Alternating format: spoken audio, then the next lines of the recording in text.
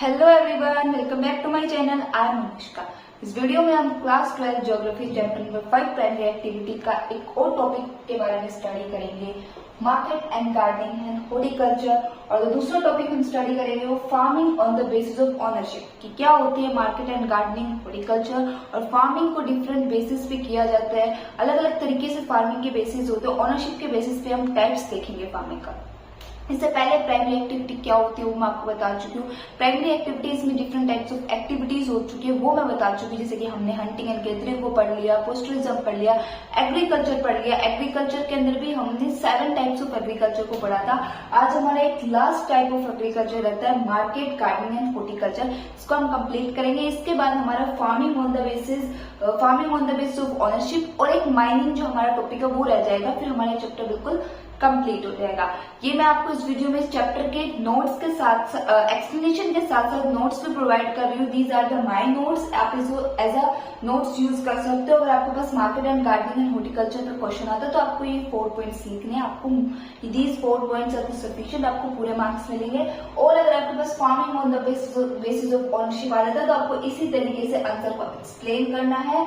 2 types लिखने हैं, उनको एक्सप्लेन करना है। फर्स्ट टाइप के भी 5 पॉइंट्स लिखने हैं, सेकंड टाइप्स के भी 5 पॉइंट्स लिखने हैं, आपको पूरे मार्क्स मिलेंगे। अब हम स्टार्ट करते हैं कि market and gardening and horticulture होता क्या है। ये हमारा बिल्कुल लास्ट टाइप ऑफ एग्रीकल्चर का है। इससे पहले मैं आपको सारे टाइप्स एग्रीकल्चर के कंप्लीट करा चुकी हूँ। आज हम पढ़ेंगे मार्केट एंड गार्डनिंग। देखो, मार्केट एंड गार्डनिंग हॉर्टिकल्चर, आपको नाम से ही समझ में आ रहा है कि ये कमर्शियल टाइप ऑफ एग्रीकल्चर है। क्योंकि मार्केट जहां पर आपका वर्ड जुड़ गया, वहां पर मार्केट में क्या रहता है, मार्केट में आप क्या कोई भी काम करते हो पैसे के लिए करते हो, तो market is equal to the money. यानी कि आप मार्केट से रिलेटेड अगर कोई काम कर रहे हो, मार्केट के लिए कोई काम कर रहे हो, तो आपका एम जो रहता है वो इनकम को अर्न करना रहता है। तो this is the commercial type of agriculture, जहां पर हमारा एम क्या रहता है कि हमें मनी को अर्न करना है। हमारा यहाँ पर कोई भी एम नहीं रहता कि सेल्फ सफिशिएंट, या फिर हम सिर्फ इस एग्रीकल्चर को इसलिए परफॉर्म करेंगे कि हम अपनी फैमिली का पेट भर सके, अपना पेट भर सके। इस एग्रीकल्चर को हम परफॉर्म करेंगे क्यों? क्योंकि हमारा एम जो है वो इनकम है, हमें इनकम अर्न करनी है। तो क्या होता है, देखो, प्रोडक्शन ऑफ वेजिटेबल्स का प्रोडक्शन करना, फ्रूट्स का प्रोडक्शन करना, फ्लावर का प्रोडक्शन करना किसी भी अर्बन एरिया के पास, उसको बोलते हैं market, gardening and horticulture.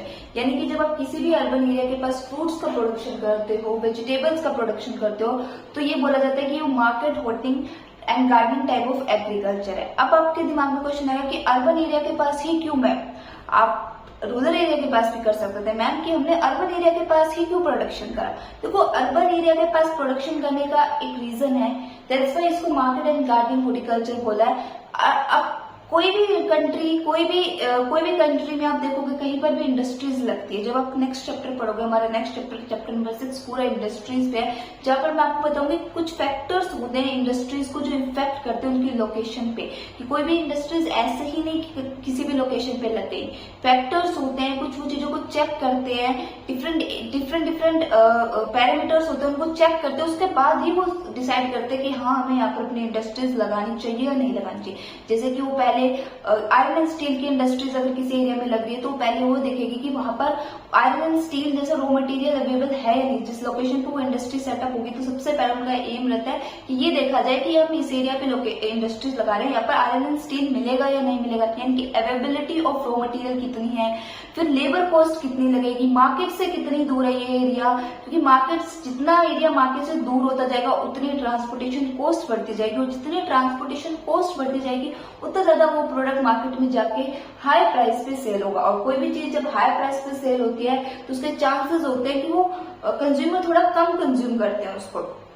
Low price वाली चीजों पे कंज्यूमर थोड़ा ज्यादा जाते हैं, ज्यादा अट्रैक्ट होते हैं।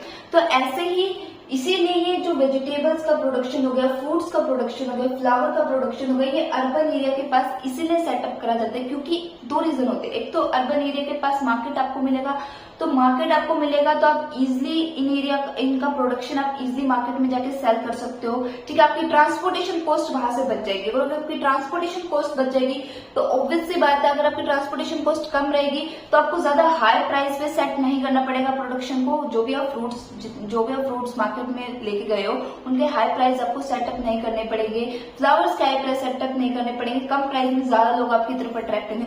और दूसरा क्या रहता है कि फ्रूट्स हो गए, वेजिटेबल्स हो गए, फ्लावर्स हो गए, ये एक तरह के पेरिशेबल गुड्स होते हैं, ऐसे गुड्स हो जाते हैं जो जल्दी खराब हो जाते हैं। अगर आप बनाना की प्रोडक्शन करते हो, आप बनाना को मार्केट में पहुंचाते हो, ठीक है, बनाना 2 या 3 दिन के बाद खराब होना स्टार्ट हो जाता है, सबको पता है, बट वो मार्केट तक पहुंचा ही 7 दिन के अंदर, तो ऑटोमेटिकली वो प्रोडक्शन वेस्ट हो गया, वो पूरा बनाना। अगर आपने 7 दिन के अंदर वो मार्केट के अंदर पहुंच रहा है, यानी कि जिस एरिया में उसको सेल होना था वापस 7 डेज में पहुंच रहा है, तो इट मीन्स वो खराब हो चुका होगा। और अगर वो खराब हो गया तो जो आपसे प्रोड्यूसर है, जो भी बायर होगा, वो आपसे लेगा ही नहीं। और अगर बायर आपसे नहीं लेगा तो बायर आपसे लेगा नहीं तो आपका प्रॉफिट कैसे होगा? ठीक है, खराब चीज तो आप नहीं बेच सकते, और खराब चीज आप ना तो बेच सकते और ना आपसे सामने वाला लेगा, जो भी आपका बायर होगा वो भी आपसे नहीं लेगा। तो अल्टीमेटली क्या होगा, आपको कोई फायदा तो हुआ नहीं। तो इसलिए ज्यादातर प्रेफरेंस दी जाती है कि इन ये जो वेजिटेबल्स हो गए, फ्रूट्स हो गए, प्रोडक्शन की खेती अर्बन एरिया के पास करी जाए। अर्बन एरिया के पास करने का एक तो बेनिफिट ये रहता है कि इनको रॉ मटेरियल इजिली मिल जाता है, लेबर इजिली मिल जाता है, क्योंकि अर्बन एरिया के पास आपको सब कुछ देखने को मिलेगा, आपको रॉ मटेरियल देखने को मिलेगा, आपको लेबर देखने को मिलेगा। जो रूरल एरियाज होते हैं वहां पर थोड़ा आपको ये सारी चीजें कम देखने को मिलती है। और सबसे बड़ी बात कि आप इजिली अपना प्रोडक्शन मार्केट में जाके पहुंचा सकते हो, टाइम पे पहुंचा सकते हो, टाइम पे जाके सेल कर सकते हो, आपका प्रोडक्ट खराब भी नहीं होगा और आप मार्केट में जाके सेल भी कर सकते हो। तो 2 रीजन होते हैं कि भाई ये मार्केट अर्बन एरिया के पास क्यों लगता है। आई होप आपको समझ में आ गया कि फ्रूट्स एंड वेजिटेबल्स की ज्यादातर खेती अर्बन एरिया के पास ही क्यों होती है, रूरल एरिया के पास क्यों नहीं होती। क्यों होती है? बिकॉज एक तो वहां पर हमें ट्रांसपोर्टेशन कॉस्ट बचेगी हमारी, और एक हमारा गुड्स भी खराब नहीं होगा, हम टाइम पे अपने गुड्स को मार्केट पे इजिली पहुंचा सकते हैं। Horticulture is the cultivation of flower. Horticulture यानी कि जब आप वेजिटेबल्स की कल्टीवेशन करते हो तो उसको हम हॉर्टिकल्चर बोल देते हैं। इसी तरीके से जैसे आप फ्लावर की जब कल्टीवेशन करते हो, यानी कि जब आप फ्लावर की खेती करते हो तो उसको हम फ्लोरोकल्चर बोल देते हैं। जब वेजिटेबल की करते हो तो उसको हॉर्टिकल्चर बोलते हैं, और जब आप फ्लावर की करते हो तो उसको फ्लोरोकल्चर बोलते हैं। इसी तरीके से हमारे पास ट्रक फार्मिंग भी है। तो वो ट्रक फार्मिंग क्या होती है? ट्रक फार्मिंग वर्ल्ड में एक वर्ड की तरह यूज करा जाता है, जहां पर आप कल्टीवेशन करते हो वेजिटेबल्स की, because vegetables are grown at a distance from the city that can be covered by the truck overnight. देखो, वेजिटेबल जो होती है वो थोड़ी सी सिटी से दूर ग्रो करी जाती है, तो क्या हो कि भाई वो सिटी से थोड़ा दूर ग्रो करी जाती है, तो हम क्या कर सकते हैं, ट्रक के थ्रू ओवरनाइट इजिली मार्केट पे पहुंचा सकते हैं, इसीलिए इसको ट्रक फार्मिंग भी बोल दिया जाता है। ठीक है, तो हॉर्टिकल्चर एंड वेजिटेबल का सेकेंड नाम आप एक तरीके से ट्रक फार्मिंग भी बोल सकते हो, या फिर ट्रक फार्मिंग अगर आपके पास एक्सप्लेन करने में तो आप सिंपली आपको ये लिखना है कि क्या होता है, जो वेजिटेबल्स को ओवरनाइट तक मार्केट तक पहुंचाने के जो फार्मिंग रहती है उसको हम ट्रक फार्मिंग बोलते हैं। On the basis of ownership, यानी कि जब आप फार्मिंग को ओनरशिप के बेसिस पे करते हो, जो फार्मिंग्स को डिवाइड कर दिया जाता है, डिफरेंट टाइप्स ऑफ फार्मिंग को डिवाइड करते हैं, तो उनके ओनरशिप के बेसिस पे कि वो किस तरीके से कर रहे हैं, कौन उनको कर रहा है, उनके ओनरशिप के बेस पे हमारे पास 2 टाइप्स ऑफ फार्मिंग है जो हमें पढ़नी है। एक तो है हमारे पास कोऑपरेटिव फार्मिंग और दूसरी है हमारे पास कलेक्टिव फार्मिंग। आपके सिलेबस में तो 2 ही है। कोऑपरेटिव फार्मिंग क्या होती है? देखो, ये जो कोऑपरेटिव फार्मिंग होती है ना, इसके अंदर फार्मर्स क्या करते हैं, बहुत सारे फार्मर्स जो होते हैं वो रिसोर्सेज को कलेक्टिवली इकट्ठा करते हैं, यानी कि बहुत सारे फार्मर जितने भी एरिया के फार्मर होंगे वो क्या करते हैं, सब इकट्ठा करते हैं मनी, और मनी को इकट्ठा करके जो भी उनको फार्मिंग में रिसोर्सेज चाहिए होते हैं, ट्रैक्टर्स चाहिए होते हैं, मशीन चाहिए होते हैं, उन सबको खरीदते हैं और कलेक्टिवली यूज करते हैं। पहले एक फार्मर ने यूज कर लिया, फिर उसी रिसोर्सेज को दूसरा फार्मर अपने खेत में जाके यूज कर लेता है, फिर तीसरा फार्मर उसी रिसोर्सेज को अपने फार्म में जाके यूज कर लेता है। यानी कि पहले सारे फार्मर जो होते हैं वो पैसे मनी की हेल्प से एक रिसोर्सेज ले लेते हैं, जो भी उन्हें अपने खेती में, जो भी उनको अपने एग्रीकल्चर में जो भी रिसोर्सेज उनको चाहिए उन सबको मनी की हेल्प से कलेक्टिवली जाके मार्केट से लेके आते हैं और फिर कलेक्टिवली अपने डिफरेंट फार्म में यूज करते हैं। तो इसको बोलते हैं कोऑपरेटिव फार्मिंग। इसके अंदर फार्मर्स क्या होता है, देखो, पूल करते हैं रिसोर्सेज वॉलेंटरली, मतलब एक दूसरे के सब मिलके एक रिसोर्स को खरीदते हैं और फिर एक दूसरे की हेल्प करते हैं। यानी कि उसी रिसोर्सेज, जैसे कि उन्होंने ट्रैक्टर को खरीदा, सब फार्मर्स से मिलके एक ट्रैक्टर को खरीदिया, फिर वो एक ही ट्रैक्टर सब अपने अपने फार्म में यूज करते हैं, दूसरे की हेल्प करते हैं। Resources which they are pool, जो भी रिसोर्सेज को इकट्ठा करते हैं वो ट्रैक्टर हो सकता है, और फिर कंबाइन अदर इंस्ट्रूमेंट, और भी इंस्ट्रूमेंट हो सकते हैं, और फिर कंबाइन उनको एक साथ यूज करते हैं। ठीक है, तो तो इसको बोलते हैं कोऑपरेटिव फार्मिंग। दैट्स व्हाई इसका नाम है कोऑपरेटिव फार्मिंग, जहाँ पर आपको कोऑपरेट करना होता है, जहाँ पर फार्मर्स कोऑपरेट करते हैं। ऐसा नहीं है कि भाई एक फार्मर ने कोई भी मशीन खरीद ली, कोई भी ट्रैक्टर खरीद ली तो दूसरा फार्मर उसको यूज नहीं करने देगा। नहीं, वो ट्रैक्टर या मशीन जो भी आपको अपने फार्म में जो भी इंस्ट्रूमेंट आपको अपने फार्म एग्रीकल्चर में चाहिए था, आप सबने मिलके उसको खरीदे तो आप मिलके ही यूज करोगे, कॉपरेशन। तो इसीलिए इसको कोऑपरेटिव फार्मिंग भी बोला जाता है। इसके अंदर जो लैंड होता है वो फार्मर को बिलोंग करता है और जो प्रोडक्शन होता है वो भी फार्मर को बिलोंग करता है।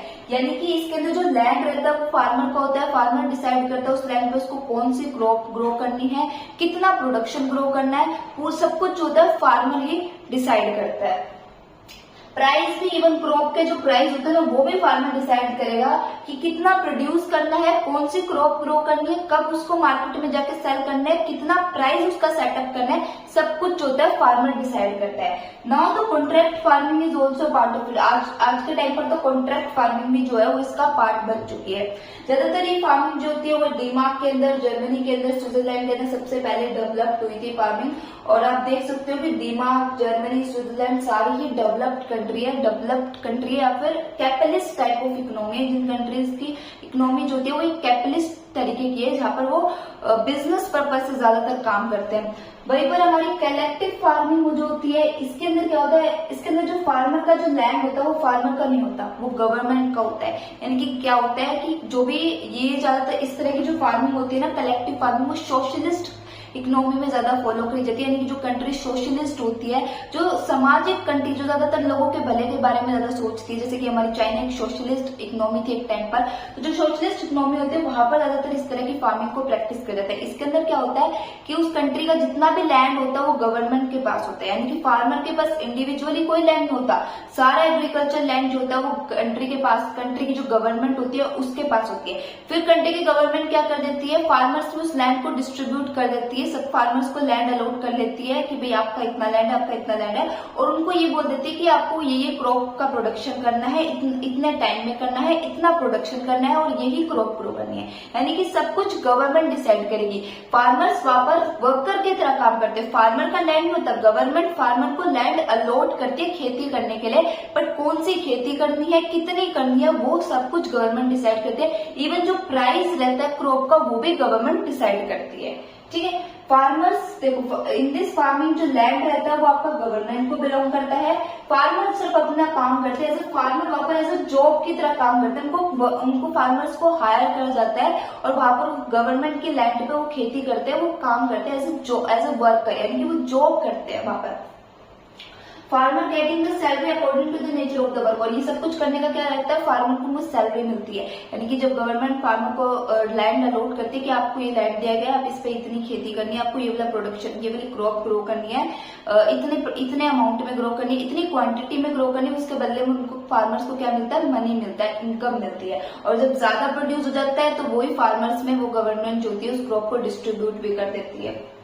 दिस टाइप ऑफ फार्मिंग, इस तरह की फार्मिंग जो थी, मैंने कहा ना कि सोशलिस्ट इकोनॉमी में ज्यादातर डेवलप होती है, जैसे कि यूएसएसआर होगी। जब यूएसएसआर था, आज तो यूएसएसआर नहीं है, आज तो यूएसएसआर डिसइंटीग्रेट हो गया, बट जब यूएसएसआर था तब इस तरह की ये जो इस टाइप की एग्रीकल्चर जो थी वो यूएसएसआर में ज्यादातर परफॉर्म करी जाती, ज्यादातर प्रैक्टिस करी जाती थी। टारगेट ऑफ द प्रोडक्शन, कि कितना प्रोडक्शन करना है, कौन सी क्रॉप ग्रो करनी है और कितना प्रोडक्शन करना है, कितना प्रोड्यूस करना है, वो भी इवन गवर्नमेंट डिसाइड करती थी। और अगर सरप्लस यानी कि ज्यादा प्रोड्यूस हो जाता था तो फार्मर के अंदर क्या करती थी, गवर्नमेंट डिस्ट्रीब्यूट कर देती थी कि भाई एक्स्ट्रा प्रोड्यूस हो जाता था तो क्या करते थे, उसको उन्हीं फार्मर्स के अंदर जिसको उन्होंने काम अलॉट करा, जो फार्मर्स उनके फार्म में काम करते थे, उनके लैंड पे काम करते थे, उनको वो सरप्लस जो बचा हुआ था वो सारा उन्हीं के अंदर डिस्ट्रीब्यूट कर देती थी। और this is also known as the model of kolkhoz. इस मॉडल को हम क्या, इस टाइप ऑफ एग्रीकल्चर को मॉडल ऑफ काला होजा भी बोलते हैं। इंपॉर्टेंट 1 मार्क्स क्वेश्चन याद रखना, 1 मार्क्स के लिए इंपॉर्टेंट क्वेश्चन है। आई होप आपको वीडियो पसंद आई होगी। इसी के साथ हमारा एग्रीकल्चर वाला पार्ट पूरा कंप्लीट होता है। प्राइमरी एक्टिविटीज में farming on the basis of ownership भी कंप्लीट होता है। अब सिर्फ हमारा एक टॉपिक रह गया, माइनिंग, और इसी के साथ फिर हमारा पूरा चैप्टर जो होता है वो कंप्लीट हो जाएगा। और अगर आपको वीडियो अच्छी लगी तो प्लीज मेरे चैनल को लाइक, शेयर, कमेंट, सब्सक्राइब करना। सब्सक्राइब जरूर करना, वीडियोस देख लो पर सब्सक्राइब नहीं करे। अगर आप सब्सक्राइब करोगे तो आपको नोटिफिकेशन मिलता रहेगा। बेल आइकन भी दबा देना, बेल आइकन को भी ऑन कर देना, तो आपको नोटिफिकेशन मिलता रहेगा जब भी मेरी नई वीडियो अपलोड होगी, जो भी मेरी नई वीडियो आएगी। प्लीज मेरे चैनल को सब्सक्राइब करना और मुझे